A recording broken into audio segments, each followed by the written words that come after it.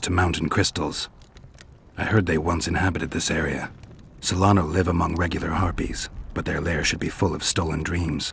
One of those would be powerful enough, I'm sure. You'd have to enter the harpy lair through the quarry. Unfortunately, the gate to the caves is locked and Cecil Burden won't open it.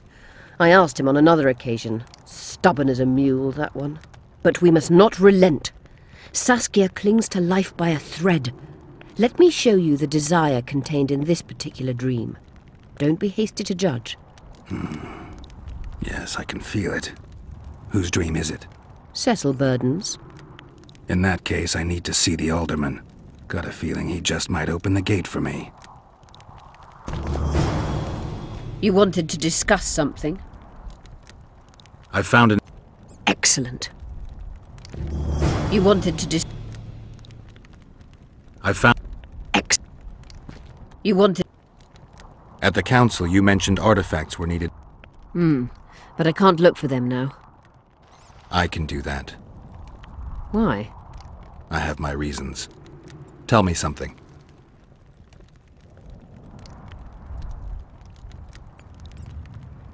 Did you notice? Not all the ghosts were aggressive. Yes. Most just disappeared when they touched the aura of a living person. I think the curse corrupts the ghosts of the fallen and turns them into draugrs.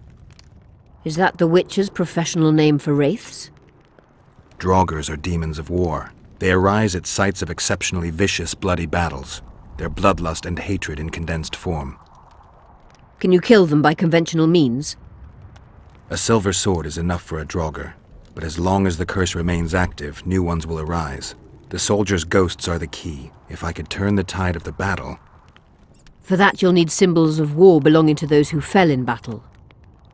Hatred, death, courage, and faith.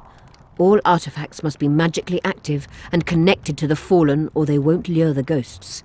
Right. I'll look around. Finding two will be enough. Get the symbols of hatred and death and leave the rest to me. I'd prefer courage and faith. Don't fuss. I'll see what I can do. Cecil seems to know a lot about the area. Know anything about... Do you? We're dealing with a 4th level curse, also known as the Curse of the Archmistress. Well, well, I'm impressed. Thing is, until now I thought it was only a myth, that such a curse couldn't be cast. You thought wrong. There are 6 confirmed cases of this curse being inflicted. What about confirmed cases of it being lifted? 1. Achieved by a team of sorcerers led by Archmistress Francesca Finderbear, hence the curse's other name. Sabrina Glevezig was on the team.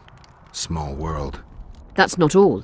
The curse investigated by Francesca and Sabrina was designed to end the Tyson dynasty, the rulers of Kovir. They were cursed by Scarlet Rodalega, a complete madman, but very talented. An eclipse and wraiths also accompanied his curse. So Sabrina's curse is just a knockoff Rodalega. Exactly.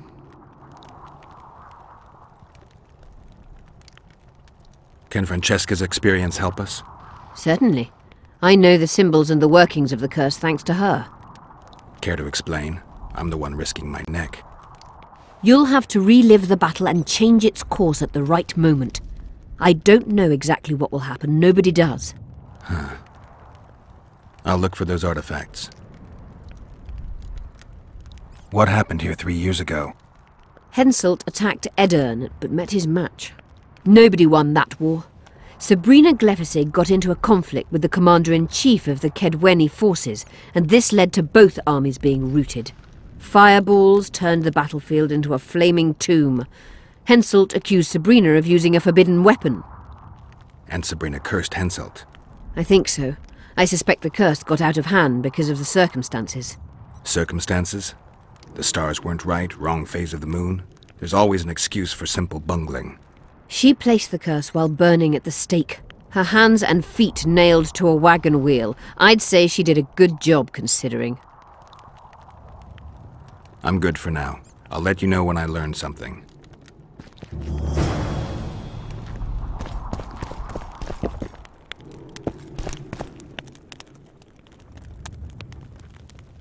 Who are you? I'm Cynthia, a mage in training. Philippa is my mentor. My condolences. No need for that. True, she's a demanding mistress, but she can also be charming. Besides, she's the best there is, Witcher. She has no equals, excepting perhaps the old elven sorceresses. You should see her cast spells. Light and graceful she is, not like that old tart de Tanzaville. You know Sheila? I've seen her cast spells. I've seen all the great sorceresses at work. Sheila's quite manly in her style. Precise, logical, exceptionally composed. But she lacks grace and suppleness. Is that your opinion? Or are you just repeating what Philippa says? We agree in our assessment. Triss Merigold, on the other hand, is talented. But she lacks determination, courage, and a certain cold willfulness that seems necessary. That's interesting. Kira Metz and Margarita Low-Antiel are both blasé, seemingly resigned. One's a hedonist and nymphomaniac, the other cares only about her school. They lost enthusiasm for magic long ago. Then there's Francesca Finderbear. Nobody really knows what the old she-elf is capable of. But she's clear. I take it Philippa has none of these flaws, but she... Ambition. Infinite, boundless, and burning like the Korath Desert. Just out of curiosity, how much does a magic course cost these days? I'm certain you can't afford it, Witcher. Besides, you're too old. No matter. I have a few of my own tricks as it is. You mean Witcher's signs? Philippa can conjure up the illusion of a garden full of flowers, fruit trees, and young elves of both sexes copulating merrily all the day. And the illusion is complete. The flowers have an aroma. The fruit and she-elves are juicy. Invite me over the next time she conjures up this garden. I'd gladly see it. Professional curiosity. Naturally. But I doubt Philippa's in the mood for complicated illusions. She focuses all her efforts on Saskia.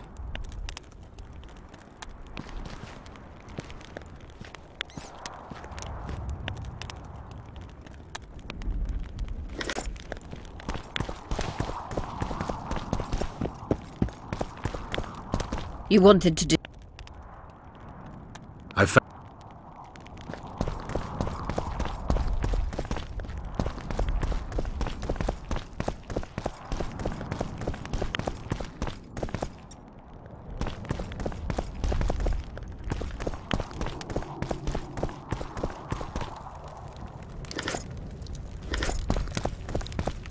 You wanted to do... I found an immortelle. Excellent.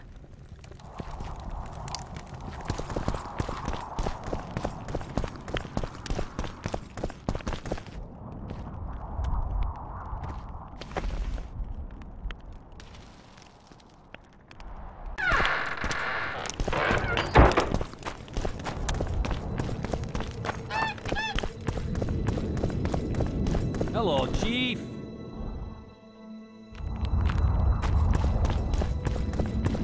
So, you thought it over? I'm on my way.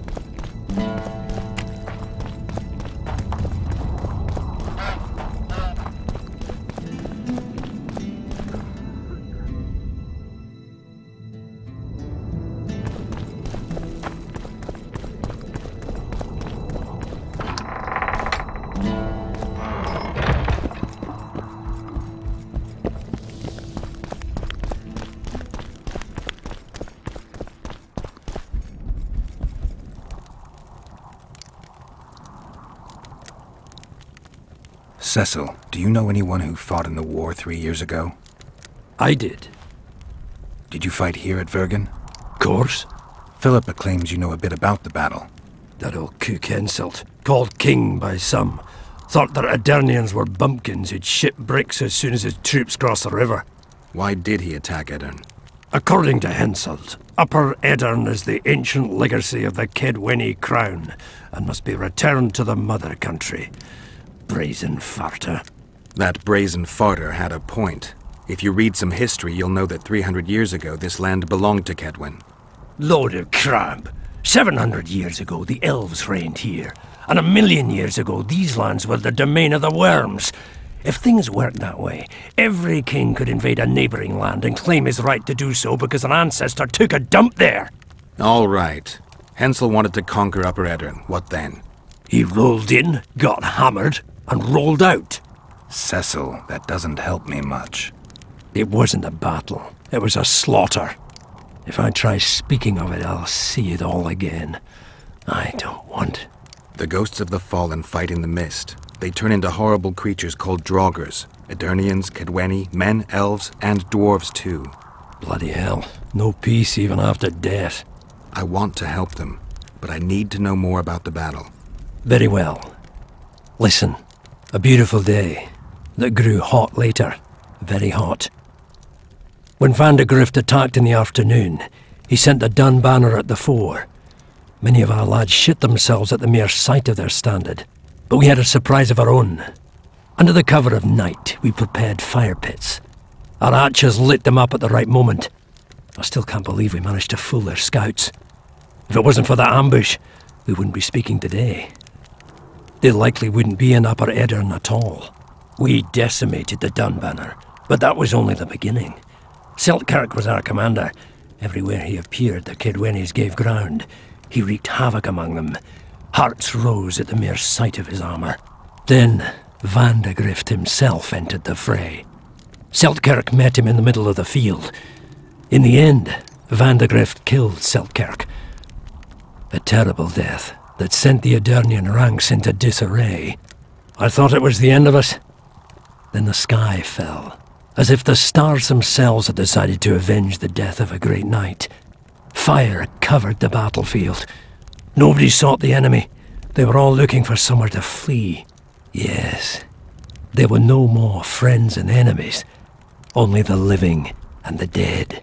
They say it was the doing of a Kedweni sorceress who wanted revenge on Van de Grift. Could be true, as Henselt had her executed right after the battle. Did you see the duel between Seltkirk and Van de Grift? I stood half a furlong from them. Never seen a fight like it. Probably never will again. They'd already met once, at a jousting tournament in Ardcarreg. Seltkirk won there. He beat on the visitor so hard he broke his sword. Seltkirk was a true knight, the last of his breed. Van de Grift was so pissed off after that tournament he hanged the smith who made his sword and ordered a special one from a sorcerer. I bet he cut down Seltkirk with that new sword. Van de Grift is dead. What happened to his sword? Saskia's got it. Good thing too. Only her hand can tame the hatred enchanted in that sword. After the battle, when the flames abated, the scavengers came. They stole everything. Imagine, not a single keepsake of Seltkirk in the whole of Eddern. His brother babbles something about a gauntlet, but he's a lying dog. You captured the Dun banner standard? Henselt's choice troops, and not a one survived. The visitor sent them to their deaths, refused to give them reinforcements. He was a monster in human form. The men of the Dun were real swaggerers. Killed a lot of our lads, but for every Dunner, there were 7 Eternians. They had no chance. Aye, we captured their standard. We buried what was left of them in the crypts beyond Vergen. Their standard lies with them. Worthy foes are to be respected, even in death. I'm going to need that standard. Remember anything from before the battle? As if it was yesterday. Henselt's troops crossed the Pointar the 3rd day after the autumn equinox. Eddern had good spies, so we were ready for them, and Seltkirk lined up our troops along the hills. Our hearts rose at the sight of the banners of Vengerberg, Aldersberg and Gullet fluttering in the wind. Knights and armoured infantry side by side in our ranks. Even the peasants had their regiments. The dwarves were on the left flank. Over 5,000 strong we were. Nobody caring about race or background, like never before. Only King Demavend was missing, but he must have had more important business than defending his country. You saw the Kedwenis cross the river? From afar. I saw Van de Grift leading 4,000 heavily armed men. Many a heart sank when we saw the elite bearheads or the armoured banners from Ardcarreg. The Dun banner was in the middle, veterans of Brenna. As soon as he set foot on Adernian land, Vandegrift climbed a hill and surveyed the area, as if it was his fief. Son of a bitch was as sure of himself as ever. Upon spying him, I remember the dwarves all dropped their trousers and showed him their asses. Then Selkirk stepped out in front of us. His white armour shone in the sun. We were afraid a kid Winnie Arbalest would shoot him, but they too stood as if frozen, and Selkirk just looked at them and bowed ever so slightly. Thanks, Cecil, that was... Madame Eilhard claims you need 4 symbols. The standard symbolizes death. Vandegrift's sword stands for hatred. What about the other 2? I have a feeling Philippa has a handle on the rest. Here's hoping you're right. I need to get inside the Harpy lair. No chance. I know all about the Harpies. They steal dreams, collect them. I found one, but it proved too weak for our purposes. I need a stronger one. So I'm asking you nicely, open the damn gate. Listen, Witcher. I want Saskia to recover, I do. But don't ask me to turn this town into a circus just before we battle Henselt. My grandfather locked that gate for a good reason. Imagine if we could all go in there to look at those dreams. Dwarves, peasants, their scoia'tael, Adernian nobles even. All seeing the desires of others. Terrifying. It would be the end of Vergen. What's more, legend has it the oldest stolen dreams can become reality. And I don't want nightmares stalking Vergen's back alleyways come nightfall. Open it. I'll make it quick. Stop pissing me off. You're acting like a drunk suitor. No means no. You know, don't know if I should mention this, but the dream I found belongs to you. What are you talking about? It's an embarrassing affliction, I imagine. Hell, even something of a political liability in your case. Some might even call you a freak. You're the alderman. An ages-old tradition is vested in you. On top of that, you now lead the preparations for Vergen's defense. You wouldn't dare. Imagine your ancestors carved in stone. Condemnation, not pride on their bearded faces. Who knows? Maybe you'd keep your office, but you'd be the talk of the town for ages. And your nephew? Poor kid. I'll open the gate. I promised Scalen's mother I'd be sober as a judge to the end of my days, and I aim to keep my word. I don't give a damn about ages-old traditions and piss on loose talk. But you're right. I cannot compromise Vergen's morale. You must bury this thing. The secret dies with you, never to be spoken aloud. Understand? I do. Thanks, Cecil. And good luck staying sober.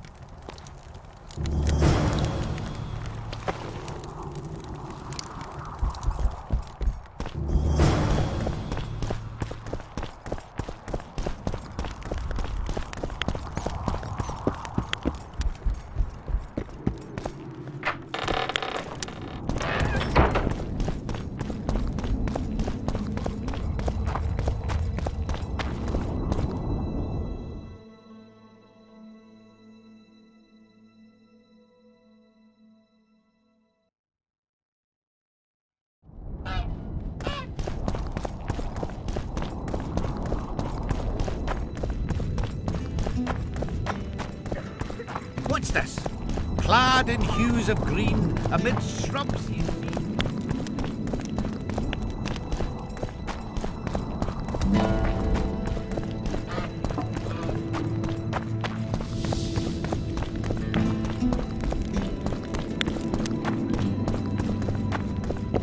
At your service. Let's go, drink, friends. I'm gonna get as drunk as a lord. Why's that? They stole it. The plowing bird stole it. My dream is gone. And then what's the dream? Night after night I dreamed of my dead wife for years. Let's go for some liquor. Drinks on me.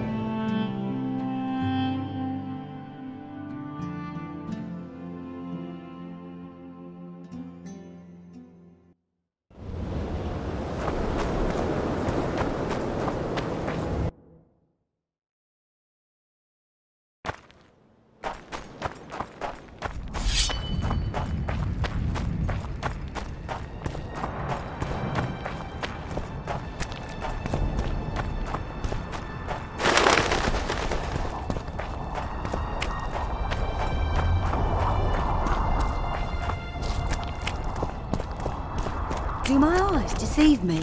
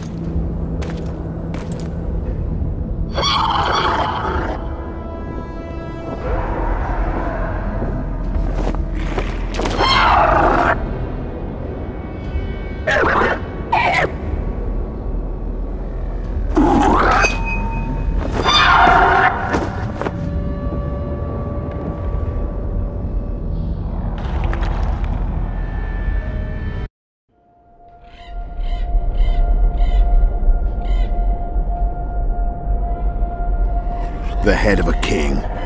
Take it to Sheila. You know where. She'll give you coin and further orders. Heavy. How am I supposed to carry it through the forest? I won't be able to draw my sword. You'll go unarmed, in common clothes. Try to sneak through unnoticed, but if anyone asks, you're bringing the witch some sausages. You can see it a mile away, and it stinks of vinegar. I'll have to find a thick sack.